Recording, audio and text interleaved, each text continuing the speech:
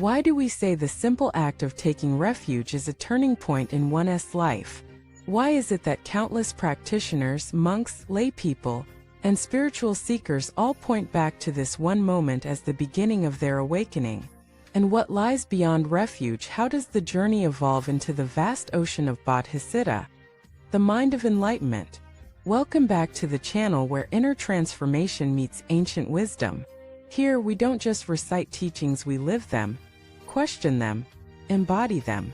Today we'll embark on a journey that begins at the threshold of the Dharma and leads us to the very heart of all spiritual paths, the generation of Bodhicitta. Through stories, examples, and personal reflections, you'll discover how this inner shift can make your life a beacon that lights up the lives of others. When you first encounter Buddhism, you might think taking refuge in the three jewels Buddha, Dharma, and Sangha is just a formal entry, a symbolic rite. But those who walk the path deeply will tell you, this is the moment the compass of your life points true north. Let us begin there. Taking refuge isn't a declaration of religious allegiance. It's not about choosing Buddhism over another belief system. It's a profound inner commitment, a vow that says, I will no longer let my life be ruled by confusion, greed, or fear. From now on, I take guidance from awakened wisdom, from the truth that transcends ego, and from a community that cultivates harmony. In a dark world, the Buddha is the lamp, the Dharma is the path, the Sangha is the fellow traveler. When you say, I take refuge, you are not saying, I believe. You are saying, I entrust my heart to awakening. There is a quote from a great teacher. In the endless night, the three jewels are the candle. In the vast ocean of suffering, they are the raft. In the burning house of desire, they are the rain. This is not poetry, it's reality, for those who have truly suffered. But the journey doesn't end there. There are two kinds of refuge. One is temporary. One is infinite. One says, I take refuge in this lifetime. The other says, I take refuge for all future lives. When you move from the first to the second, something miraculous happens. Your mind begins to expand beyond the self. You no longer practice just for personal benefit. You begin to practice for the benefit of all beings. And this is where Bodhicitta arises. Bodhicitta is not just compassion. It is not simply the wish that others be free from suffering. It is the vow to awaken, for the sole purpose of liberating others. It is the courage to say, I will not leave anyone behind. It is the heart that sees no stranger, the mind that embraces the entire universe.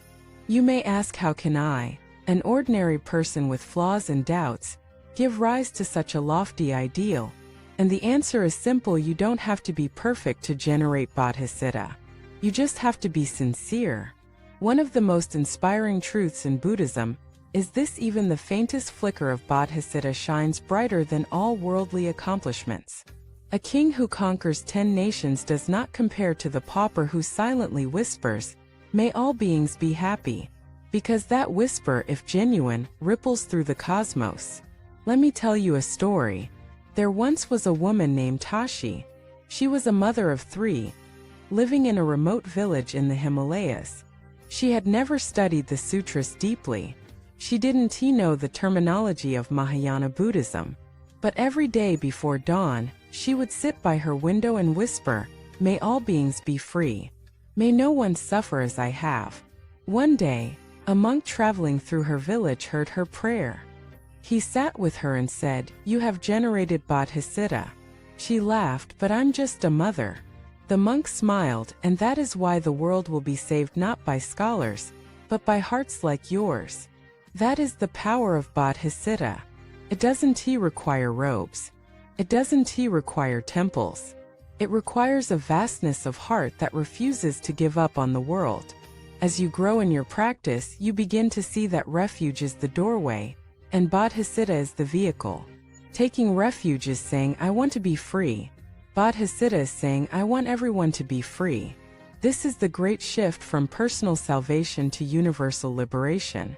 The Buddha himself demonstrated this path. After his awakening, he could have vanished into nirvana, but instead he turned back. He walked into the world of suffering again not because he needed anything but because we did. His Bodhicitta was so vast that no hell, no storm, no ignorance could deter him from helping beings awaken. And now that same invitation stands before you. You don't have to be enlightened to start. You only need the willingness to care not just for yourself but for others. You don't need to renounce the world. You just need to show up each day and ask, what can I do to reduce suffering? Even if the answer is small, even if it's just a kind word, a patient silence, a mindful breath, it matters. The great masters say that when even one being generates Bodhicitta, the entire world changes. Storms become lighter. Anger dissolves. Despair softens. Because one person has decided to love without conditions, to strive without ego, to live without fear. But how do we maintain this spirit? How do we prevent Bodhicitta from fading in the face of cruelty, injustice, and apathy? The answer lies in practice, in discipline, in daily remembrance. Each morning remind yourself, may this day not be mine alone. May it serve the awakening of all. Each evening reflect, did I act with love? Did I contribute to harmony? And when you fall short, as we all do, just begin again. There is no failure in the Bodhisattva path, only pause and continuation. Over time, your Bodhicitta deepens. It becomes more resilient, less reactive. You stop needing praise. You stop fearing blame. You stop measuring your worth.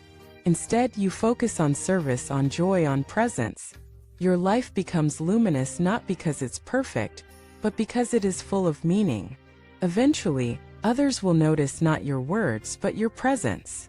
They'll feel safer around you, calmer, braver, and without knowing why, they'll feel inspired to be kinder too. This is how Bodhicitta works, not with slogans but with energy. Not through pressure but through example. You become the lamp, the raft, the rain. And in doing so, you fulfill the deepest promise of the refuge you once took. So if you've ever wondered, am I doing enough? Ask yourself instead, am I doing what I can with love? So then yes, you are walking the Bodhisattva path. You are lighting up the world. Thank you for watching this video. If your heart was touched today, if your mind opened even a little, that Bodhicitta stirring within you, please share your reflections below. What brought you to take refuge? How do you express compassion in daily life? Let us grow together as a community of sincere hearts. And don't forget to like, subscribe, and share this message. Every click, every comment, every action can ripple out in ways you may never see but the universe sees. Until next time, may your path be clear, your heart be vast, and your practice become a lighthouse in this world.